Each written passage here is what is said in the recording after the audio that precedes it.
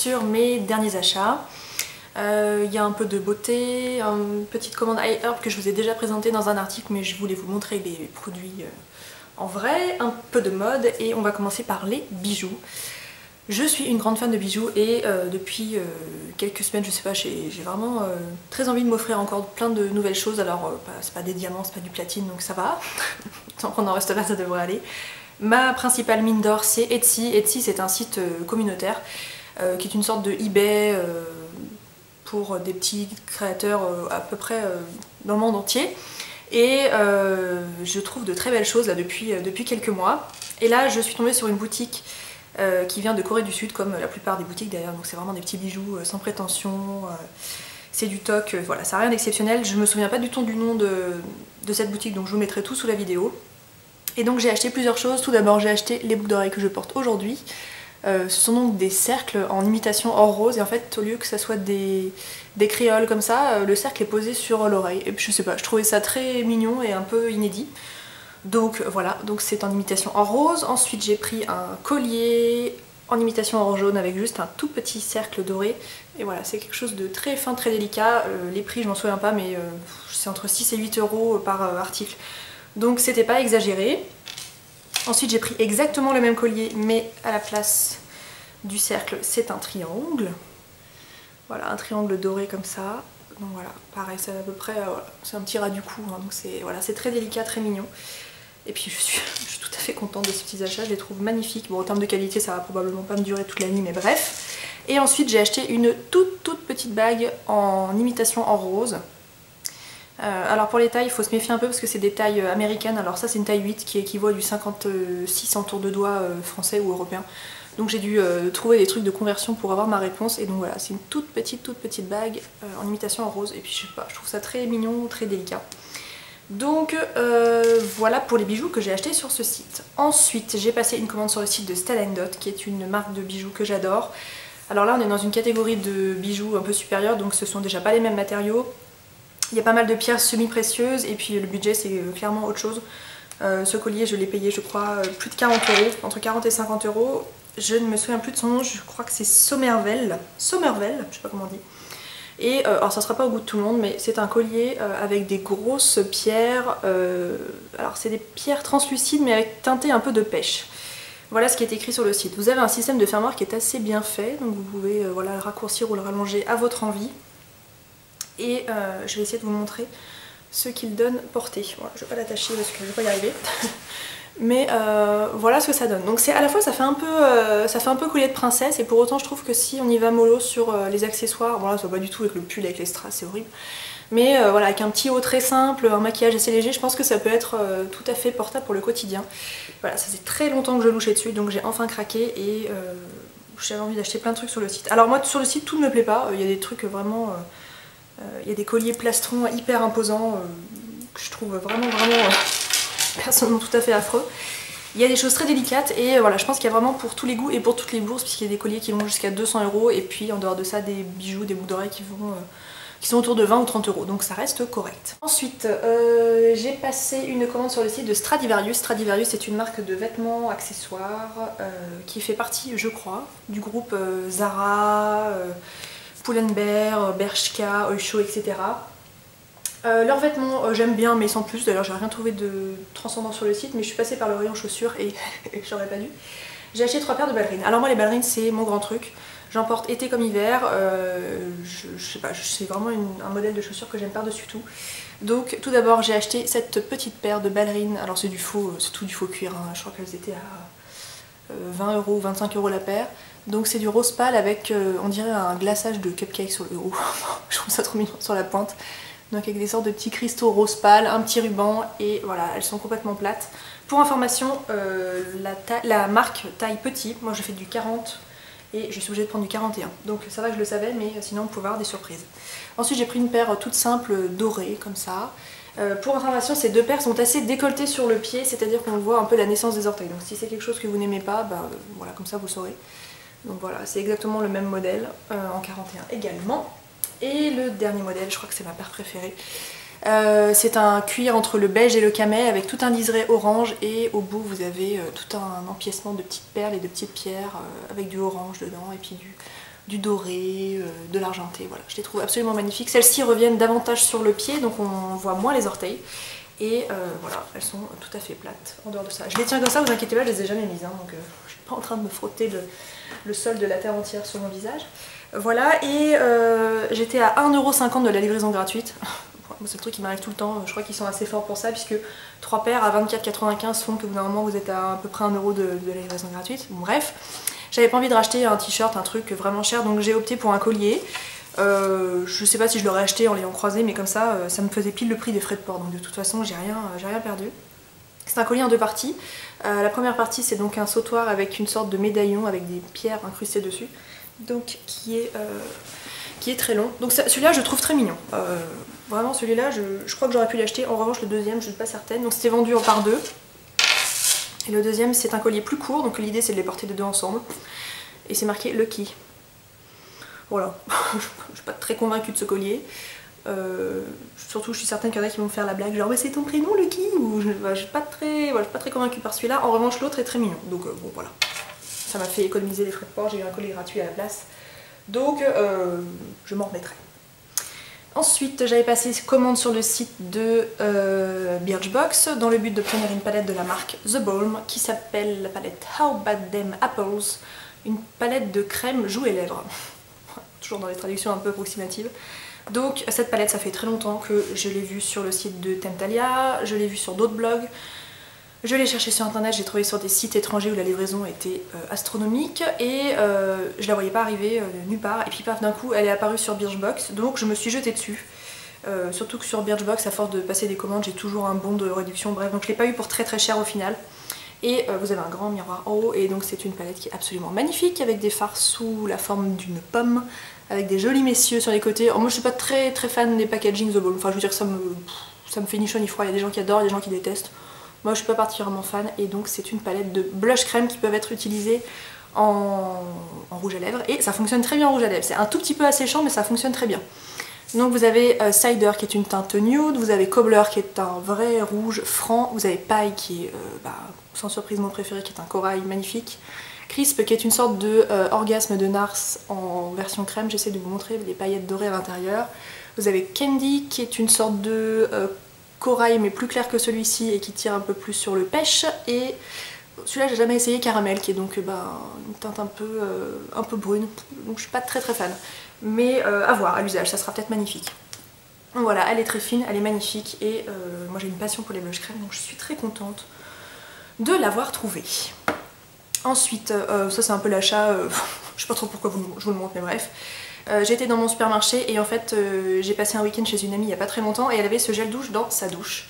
C'est donc l'huile de douche relipidante haute nutrition de chez Mixa, et j'ai adoré ce produit. Base lavande pH neutre, 10% de glycérine plus huile relipidante pour les peaux réactives à sécheresse extrême. C'est pour bébés, enfants et adultes. Et ça peut s'utiliser dans la douche et dans le bain, et ça fait 400 ml. Et j'ai beaucoup aimé ce produit, donc je l'ai acheté. Voilà, c'est un peu anecdotique, mais voilà. Ensuite, j'ai passé une commande sur le site de Beauty Bay. Beauty Bay, c'est un site dont je trouve on n'entend pas beaucoup parler, qui est un site donc comme son nom l'indique, qui ne vend que des articles en lien avec la beauté, et on y trouve des marques qu'on a un peu de difficulté à se procurer en France. Et je crois pas me tromper en vous disant que la livraison est gratuite dans le monde entier. À vérifier, mais je crois que c'est le cas. Donc j'ai passé commande dans le but de m'acheter l'huile Apostle de la marque Antipode, dont je vous ai parlé dans mon tutoriel maquillage. Comment je l'ai appelé, je sais plus, maquillage 100% naturel ou bio, je vous mettrai le lien par ici si ça vous intéresse. Et donc c'est un sérum avec 100% d'ingrédients d'origine naturelle, 74% d'ingrédients d'origine organique, donc bio. Et c'est un sérum qui est pour l'éclat du teint, qui élimine les taches sur le visage. J'en suis déjà à... c'est une bonne question, j'arrive pas à voir. Je dois déjà en être par ici, et c'est une merveille, c'est une merveille. Je l'ai acheté dans l'idée de trouver un remplaçant à mon sérum Caudalie que j'aime beaucoup. Voilà, toujours dans l'idée de me faire un peu de nouvelles découvertes, et il est vraiment exceptionnel pour la correction des taches. Je pense que je lui dédierai un article sur le blog parce que ça vaut le détour. Pendant que j'étais sur le site de Beauty Bay, je suis allée voir d'autres produits, et j'ai craqué pour un mini format du Macadamia Flawless. Alors, qu'est-ce que c'est que ce produit? Alors il est noté que c'est une crème de soin nettoyante 6 en 1. Alors c'est un peu étrange, c'est un format de bombe, on dirait un peu les gels à raser pour femmes. 90 ml, il existe en beaucoup plus grand, je me suis dit je vais commencer par ça. C'est un produit qui lave vos cheveux, fait l'après-shampoing, le masque en même temps, les démêle, les protège, les nourrit, enfin bref c'est un peu un truc 25 en 1. Enfin eux ils disent 6 en 1 mais c'est un peu le couteau suisse pour les cheveux. Et j'en avais entendu parler sur la chaîne de Fleur de Force, je sais pas ça m'a un peu intriguée. Donc je l'ai acheté et je regrette parce que je suis pas du tout... comment dire, je suis pas du tout emballée par ce produit parce que c'est une texture gel, on dirait vraiment comme de la mousse à raser qui sort d'une bombe à raser. Et ça ne mousse pas du tout, ça je le savais avant de l'acheter donc je devrais pas être surprise, mais ça ne mousse vraiment pas du tout et du coup c'est très difficile à répartir dans les cheveux et moi j'ai beaucoup de cheveux donc pour venir à bout pour arriver à les laver c'est très difficile. Donc je suis pas du tout convaincue, je l'ai essayé qu'une fois donc je vais essayer de lui redonner sa chance, surtout pour le prix que ça m'a coûté, je crois que c'était pas bien donné. Donc je vais réessayer mais ça me laisse un peu pantoise. Donc voilà, heureusement que j'ai pris le petit format parce que je suis pas complètement convaincue. Et ensuite j'ai un coup de cœur en ce moment pour la marque Alpha H. J'avais une crème de jour Indie 50 que j'aime beaucoup. J'ai le Liquid Gold, là, donc la lotion aux acides de fruits que j'aime beaucoup. Et puis j'ai bientôt fini mon huile démaquillante de la marque Mixa et j'étais à la recherche d'une nouvelle huile. Et alors sans aucune explication je me suis penchée sur l'huile démaquillante de la marque Alpha H, qui est donc avec de la rose et tangerine, c'est de la mandarine je crois bien. Ensuite j'ai fait des achats chez Sephora bien évidemment. Il faut savoir que moi chez Sephora je ne commande que avec un bon moins 20% ou un bon moins 25% qui est plus rare mais qui arrive. Et donc je crois que j'ai eu un bon moins 25 pour une partie de ces produits et moins 20 pour le reste. Je peux pas vous dire lequel était lequel mais ça n'a pas trop d'importance. J'ai commandé beaucoup de produits pour les lèvres, il y en a 4. On va commencer par ce gloss de la marque Urban Decay, toujours dans la... je sais pas pourquoi je dis toujours, enfin, dans la gamme Naked. Donc Naked d'Urban Decay ils ont sorti donc les palettes pour les yeux, le fond de teint, la poudre, les crayons pour les yeux et ils ont sorti les gloss, les rouges à lèvres je crois pas, je suis en train de réfléchir et je crois pas. Donc comme leur nom l'indique ce sont des gloss plutôt nude, plutôt facile à porter pour le quotidien et moi bien sûr j'ai opté pour une couleur corail, c'est la couleur Streak qui est assortie au Revolution Lipstick de la même marque que je possède et que j'adore. Et c'est un gloss qui est sublime, qui est pas très collant, donc ça c'est une bonne chose. Et voilà, c'est une jolie couleur corail que j'aime beaucoup. Toujours dans les lèvres, j'ai opté pour une laque brillance de la marque Shiseido dans la teinte OR 303. Voilà, c'est un produit qui se présente comme ça. Je crois que je l'ai vu sur la chaîne de Hélène, mon blog de fille. J'en suis pas certaine, mais ça m'étonnerait pas que ça soit le cas. Et donc c'est un gloss à peu près du même style, et en fait, en les mettant côte à côte, c'est quasi la même couleur. En revanche, ça n'a pas du tout le même rendu. Le gloss Naked est donc très brillant et ne tient pas très longtemps, et ça en revanche, ça tient vraiment un bon bout de temps sur les lèvres, et c'est assez nourrissant, je trouve. Donc c'est très confortable. C'est un tout petit peu moins corail que le Naked, c'est un tout petit peu plus vieux rose, mais les deux couleurs se ressemblent pas mal. Donc gros coup de cœur pour ce produit, c'est le premier, enfin c'est un des premiers produits Shiseido que j'essaye d'ailleurs. Pour les lèvres en tout cas c'est le premier. Ensuite j'ai craqué pour un rouge à lèvres de la marque Yves Saint Laurent, un rouge volupté, mais cette fois-ci un rouge volupté Shine, que j'ai vu sur le blog de Make Up in the City, qui a parlé de ses rouges à lèvres préférés je crois bien, et il était dedans et je me suis dit il me le faut. C'est la teinte numéro 15, donc c'est la version Shine des rouges voluptés, donc une version un peu brillante, qui s'appelle Corail quelque chose bien évidemment. Et c'est un joli corail mais clair. Voilà, il est ici et il est ravissant sur les lèvres, il a une texture très crémeuse, très confortable et vous connaissez mon amour pour ces rouges à lèvres. Ça doit être mon 1, 2, 3, 4, 5, ça doit être mon 6e de la gamme, donc je renouvelle tout mon amour pour ces rouges à lèvres. Et ensuite, j'ai craqué pour un rouge Coco Shine de la marque Chanel. Je tourne autour de cette teinte depuis très longtemps, c'est la teinte numéro 54 Boy. Je crois que c'est la meilleure vente de ces rouges à lèvres puisque c'est une teinte qui est très connue et c'est une teinte, c'est un rose qui tire sur le beige, qui est très facile à porter et c'est vraiment ravissant sur les lèvres. Voilà, c'est la couleur qui est juste ici, c'est transparent, c'est un peu pailleté, c'est vraiment une très jolie couleur et je comprends tout le bien qu'on peut en dire puisque je l'aime beaucoup. Ensuite on reste chez Sephora, j'ai craqué pour l'anti-cerne de Nars, mais cette fois-ci dans la teinte Vanilla, qui est donc la teinte Light 2. C'est un produit que je connais déjà et que j'avais dans la teinte... Bon, j'arrive plus à me souvenir. Je l'ai dans une teinte plus foncée, qu'à l'origine je l'avais acheté que pour utiliser sur mes cernes. C'était une teinte un petit peu rosée qui était absolument incompatible avec la couleur de mon teint, donc ça fonctionnait très bien sur les cernes. Mais du coup j'ai jamais trop visualisé le potentiel de ce produit puisque sur les cernes je le trouvais bien mais je ne savais pas si sur les boutons ça fonctionnait.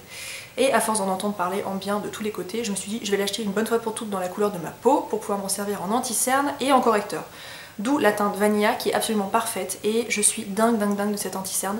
Je pense vous faire une revue comparative entre celui-ci et le fameux anti-cerne Estée Lauder dont je vous parle tout le temps qui est le Double Wear. Ils sont pas équivalents mais ils ont un résultat tout aussi satisfaisant l'un que l'autre, donc j'en suis à un stade où j'arriverai même pas à dire lequel je préfère. Voilà, et là on tire une belle piste puisque depuis le temps que je vous bassine avec l'anti-cerne Estée Lauder, je pense qu'on peut souligner l'effort. Donc voilà, très bel anti-cerne, il est à nouveau indisponible sur le site de Sephora, je pense que quand il est réapprovisionné, tout le monde se jette dessus. Donc s'il vous intéresse, guettez le site, mais pour le moment en tout cas, à l'heure où je vous parle, il n'est pas disponible. Ensuite, j'avais envie d'un petit produit pour prendre soin de mes cuticules. J'étais en train de me pencher sur la question de l'huile abricot de Dior, et puis je me suis dit j'avais pas envie de mettre autant d'argent dans un produit. Donc j'ai acheté le pinceau cuticule aux huiles nourrissantes de chez Sephora. Voilà, c'est un produit qui se présente comme ça. C'est un petit pinceau, vous tournez la molette ici et vous pouvez mettre de l'huile sur vos cuticules. Moi j'aime beaucoup ce produit, peut-être que le Dior est 1000 fois mieux, mais vu que je l'ai pas, je peux pas le savoir. Mais ça fait bien son travail et pour le prix c'est tout à fait correct. Dernier achat chez Sephora, et après on a fini avec Sephora.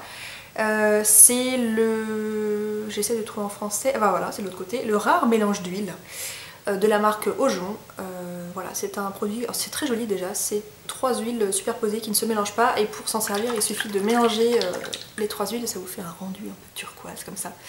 Alors, ça hydrate, lisse les pointes, adoucit la fibre capillaire, révèle la brillance et réduit les frisottis pour cheveux aux pointes sèches, et donc ça c'est la texture moyenne et je crois qu'il y a une texture encore plus riche. Et c'est pour ça que j'ai opté pour ce produit, puisque des huiles j'en ai déjà, j'aime bien, mais je les trouve un peu trop grasses pour un usage quotidien, c'est-à-dire une petite noisette sur les pointes, etc. Je trouve que c'est toujours un peu trop gras.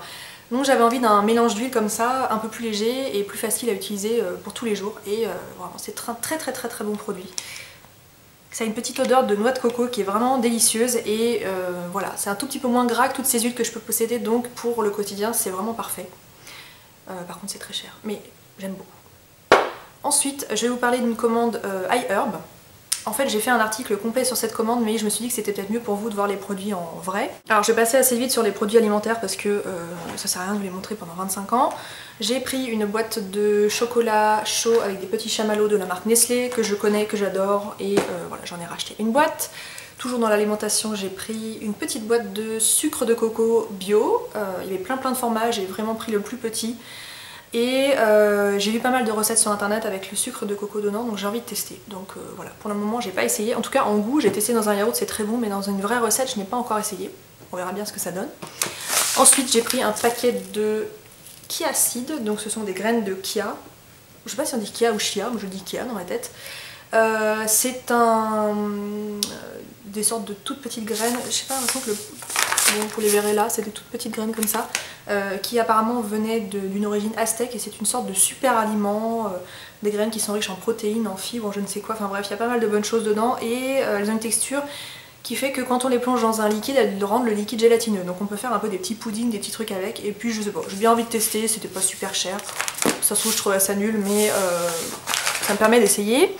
Et ensuite j'ai pris une tablette de chocolat de la marque Chocolove, c'est une marque que je connais, que j'aime déjà beaucoup, et celle-ci c'est le chocolat au lait avec des bretzels dedans. Donc voilà, vu que j'aime bien le mélange un peu sucré-salé de ce genre de choses, on verra ce que ça donne, mais ça devrait me plaire. Voilà pour l'alimentaire, et ensuite dans la beauté, je me suis approvisionnée dans la marque Physician Formula, qui est une marque que j'aime beaucoup, que pour information on trouve en France dans les magasins Parashop, mais qui est vendue très cher, donc moi je vous conseille davantage de vous tourner vers des sites comme iHerb. Alors tout d'abord j'ai acheté le fond de teint Useful Wear Spotless, voilà c'est tout mignon, il y a plein de petits pois dessus parce que c'est un fond de teint anti-imperfection, voilà. Je trouve que le packaging est très mignon. C'est vendu avec un petit pinceau tout petit que j'ai pas amené mais qui est pas mal. Pas vraiment bien pour le fond de teint mais pour des petites corrections qui est pas mal. Je l'ai pris dans la teinte light et en fait il est beaucoup trop foncé pour l'incarnation actuelle.